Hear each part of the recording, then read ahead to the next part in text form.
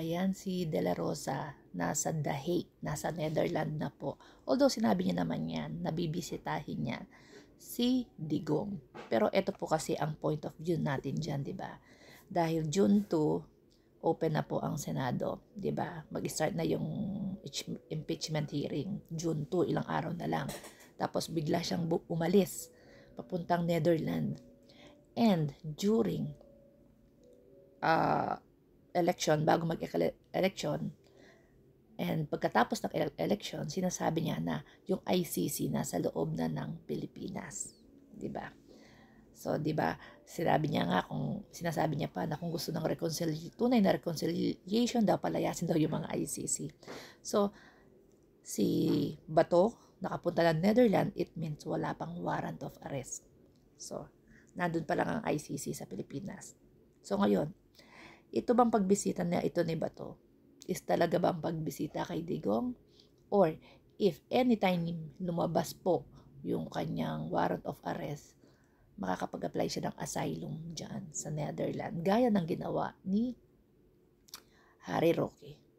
So, let's see. Tingnan natin kung siya ba ay babalik ng Pilipinas, kung talagang nag-visit lang siya, or nakaramdam na siya, or may nagtimbre sa kanya. May nagtimbre sa kanya na anytime lalabas ang kanyang warrant of arrest. So, alam na po natin kung sino ang puting ahas ni Amy Marcos. Alam niyo ba kung sino? Eh di ayan.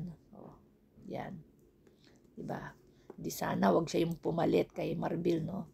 Ito pala ang puting ahas na naglalabas po ng mga nangyayari sa Malacanang. So, sa tingin ko, ito rin yung nagtitimbre. Nagtitimbre kay Amy sa mga Duterte. At kay Bato, kay Bongo, kung ano ang nangyayari. Itong, ano ba to? Colonel ba to o Lieutenant? Basta, bahala na po kayo. So, yan. Ha? Ito kasi, pangalawa sa mataas na ranggo ng PNP. So, yan po. Abangan natin si Bato kung babalik ba siya ng Pilipinas or hinihintay niya na lang ma-issue yung kanyang warrant of arrest para makapag-apply siya ng asylum sa Netherlands. So yan, sama-sama sila mga nagtatago. Harry Roque, andyan na, baka dyan na rin siya, mag-stay na siya dyan. And yung isa naman na ex-convict na si Robin na walang kwenta, sama-sama sila dyan. So ano ang kwenta sa pagboto dito kay Bato, di ba?